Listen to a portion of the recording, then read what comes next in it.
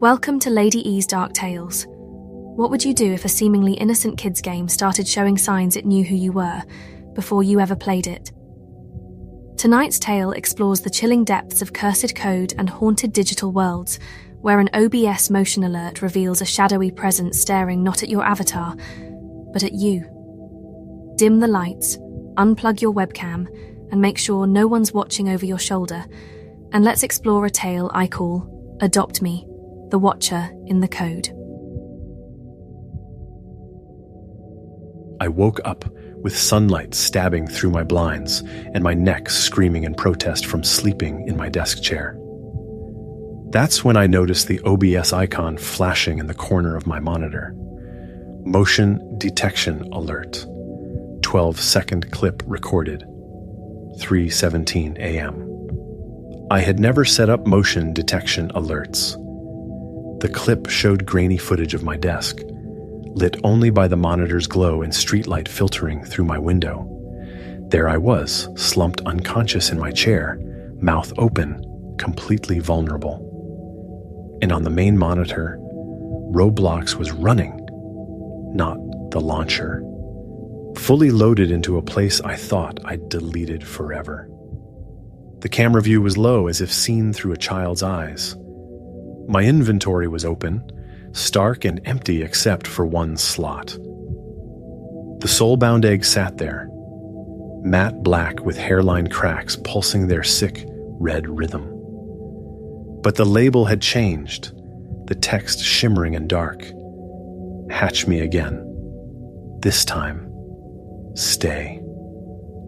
I right-clicked on the video file to check its properties, and the creation date read June 1st, 2023. A full year before I'd ever downloaded Roblox. Before I'd dreamed up cursed streams. Before any of this nightmare began. But I'm getting ahead of myself. Let me back up and tell you how this started, because you need to understand exactly what I unleashed that night. My name's Damon Carter. I'm 24 years old, and I know how this is going to sound. Young guy gets spooked by a kid's game. But I swear on my mother's terrible meatloaf recipe that every word of this happened exactly as I'm telling you. See, I used to stream Roblox for a living. Yeah, I can practically hear you snickering through the screen. A 24-year-old guy making rent by playing digital dress-up games, while 12-year-olds roasted me in chat. But here's the thing, irony pays the bills. My whole brand was Curse Streams, taking those sunshine and rainbows games and finding the dark corners. People loved watching me get genuinely freaked out by supposedly innocent content. Adopt Me was my bread and butter. You know the one. Flying unicorns, baby bottles, trading sparkly pets that would make a Lisa Frank folder jealous. The algorithm ate it up, and honestly, it was easy content. Show up, adopt some ridiculous creature, make jokes about the absurdity of it all, and watch the donations roll in. Those days, life felt predictable in the best possible way. That Thursday night in October started like any other stream. I remember settling into my desk chair around 9 p.m., cracking open an energy drink that tasted like battery acid mixed with childhood regret. My setup was nothing fancy. Dual monitors, decent webcam, and a microphone that only occasionally made me sound like I was broadcasting from inside a tin can. I booted up my private server in Adopt Me, that safe little bubble where I could prepare content without random kids asking me to be their Roblox dad. My avatar looked exactly like you'd expect from someone having a quarter-life crisis at 24. Lanky guy in ripped jeans and this glitched hoodie I called static chic. The texture never loaded right, just flickered between patterns like a broken TV. The chat was already buzzing on my second monitor, ready for whatever weirdness I'd dig up that night. I opened my inventory to grab some absurd pet for the opening bit. Maybe that 3-headed chicken that looked like it belonged in a Tim Burton fever dream. That's when I saw it sitting there among my usual collection of digital nonsense. An egg. But not like any Adopt Me egg I'd ever encountered. This thing was pure matte black, like someone had carved it from a piece of midnight. No sparkles, no cutesy eyes, none of the pastel cheerfulness the game was known for. The surface seemed to absorb light, creating this void-like quality that made my eyes water when I stared too long. Hairline cracks covered the entire surface, and I swear they were pulsing with this deep, ugly red glow, slow and steady, like veins filled with something that definitely wasn't blood. When I hovered my cursor over it, the label made my stomach drop. Soulbound Egg. You cannot discard what already knows you. Soulbound? That was hardcore MMO terminology. Dark Souls, World of Warcraft. Games where death had consequences and items could bind to your character forever. It had no business existing in a game about adopting cartoon pets and decorating virtual nurseries. But here's where my content creator brain kicked in. You know how it is when you smell potential viral gold. Anyway, the chat was already spamming banana emojis, demanding I show off the sports car I'd promised to trade. But this egg? This was pure nightmare fuel, and I could practically see the thumbnail clicking itself. I forced a laugh that sounded braver than I felt, and addressed my audience of night owls and insomniacs. I told them I'd found something special in the back of my digital inventory. Something that smelled like bad decisions and existential dread. And we were going to hatch it live. I dragged the void egg onto my avatar's lawn. This cheerful patch of green that suddenly felt obscene next to that thing's presence. When I triggered the hatching animation, there were no sparkles, no fanfare, no cutesy sound effects. The egg simply unfolded like dark origami, collapsing in on itself, revealing what had been waiting inside. It was small, vaguely human-shaped, but constructed entirely of shifting static and shadow. The form flickered between states, sometimes more solid, sometimes barely there, as if it existed in the spaces between pixels. Where a face should have been, there were only two perfect circles of that same pulsing red I'd seen in the cracks, like dying coals in the darkness of its head. But here's what made my blood turn to slush. It wasn't looking at my avatar. Those red circles were angled upward, as if staring through the screen. As if it could see me sitting there in my squeaky desk chair, energy drink growing warm in my suddenly sweaty palm. The naming prompt appeared, but before I could type anything, letters materialized on their own. Watcher. No capitalization, no flair. Just a simple job description that made my skin crawl. The chat exploded with the usual mix of excitement and confusion. Kids were screaming about dev hacks and creepypasta theories, while I sat there trying to process what I'd just witnessed. I managed another forced laugh and welcomed Watcher to the family, making some joke about starting the goth phase early. That's when I decided to test its behavior with a simple command. I made my avatar sit on a nearby bench, and Watcher sat too, but not with me. It sat exactly one frame after my avatar settled, a deliberate, creepy delay that turned my blood cold. When I jumped, it jumped a heartbeat later. When I waved, its shadow limb lifted in perfect mimicry, always that fraction of a second behind. Well, that's when I realized the creature wasn't following me. It was echoing me. But things were about to get so much worse.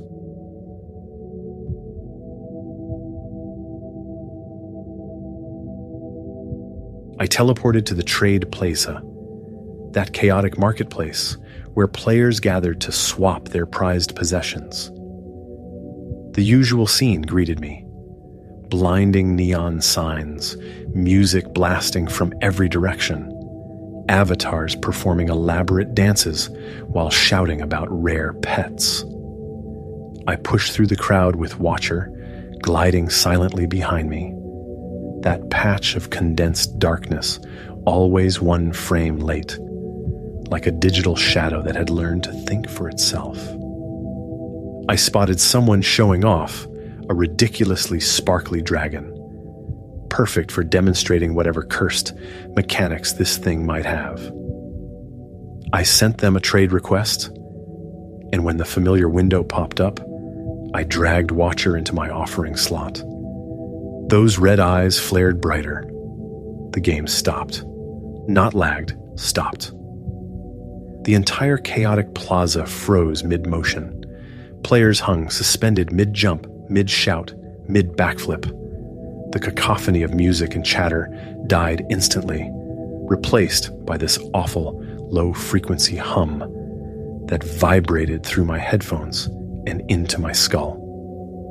The neon signs flickered once, twice, then their colors drained away, leaving only sickly gray and that familiar pulsing red.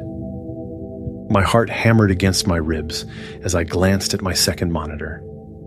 The chat was going wild, but the window was pure black. Not turned off, just hungry black, like it was waiting to swallow something. When the trade window unfroze, Watcher remained in the slot, but my inventory had changed. 3 new items sat at the top, each outlined in that nauseating red glow. The first was a baby bottle made of cracked ceramic, stained yellow with age. A single drop of something thick and dark clung to the nipple. Its label read, "First sip, offering, bound to Watcher." Next came a leash, woven from rusted barbed wire, coiled like a sleeping serpent with tiny hooks, catching what little light remained. Obedience offering, bound to Watcher. The last item was a balloon shaped like a human heart, complete with veins that pulsed in rhythm with some invisible heartbeat. Still beating, offering, bound to Watcher. Oh, and here's where I learned that some digital doors don't have handles on the inside. Moving on, I frantically tried to discard these items, grayed out. Move them to storage, access denied, drag them out of my inventory. They snapped back with a soft digital thud that somehow sounded wet.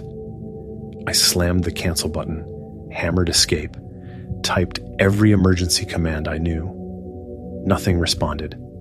The entire user interface had vanished, except for my red outlined inventory and that frozen trade window. The plaza had become a silent gray tomb, populated by digital mannequins. Then words appeared in the center of my screen. Not in chat, but burned directly into reality in blood-red letters. You are now the only parent. I didn't quit the game. I murdered it. Task manager, end process, gone. But when the silence settled over my room, I noticed something that made my hands shake. OBS was still recording, and the audio meters were spiking with sounds I definitely hadn't been hearing through my headphones. I unmuted them and immediately regretted it. Wet, guttural squelching mixed with a high-pitched metallic whine, all compressed and distorted like it was being recorded from the bottom of a deep well, or from inside something. Later, when I found the courage to review the footage frame by frame, I discovered that in every single shot, Watcher's red eyes weren't looking at my avatar. They were angled just right to stare directly out of the screen, directly at me. Yikes. So that's when I decided to get scientific about this nightmare. Where was I? Right. I needed a controlled environment, a digital clean room where I could figure out what kind of code corruption I was dealing with. I fired up Roblox Studio and created a new place from scratch. Just flat, endless gray terrain. Nothing else. Sterile. Safe. I named it Sanctuary 0, saved it, and hit play. Watcher was already there, not spawning in, not materializing with some flashy effect, just sitting cross-legged on the spawn point, facing exactly where I would appear. Its static form was somehow blacker than the gray around it, those red eyes like dying embers in the digital wasteland. I frantically typed developer commands into the console, trying everything I could think of to delete it, reset the world, shut down the server. Every command returned the same response. Error. Invalid target. Insufficient permissions. It was like trying to delete gravity or silence, some fundamental force that simply existed beyond the reach of normal rules. When I finally logged out and checked my actual Roblox profile online, I found a new entry in my games list that made my vision blur. Day Sanctuary.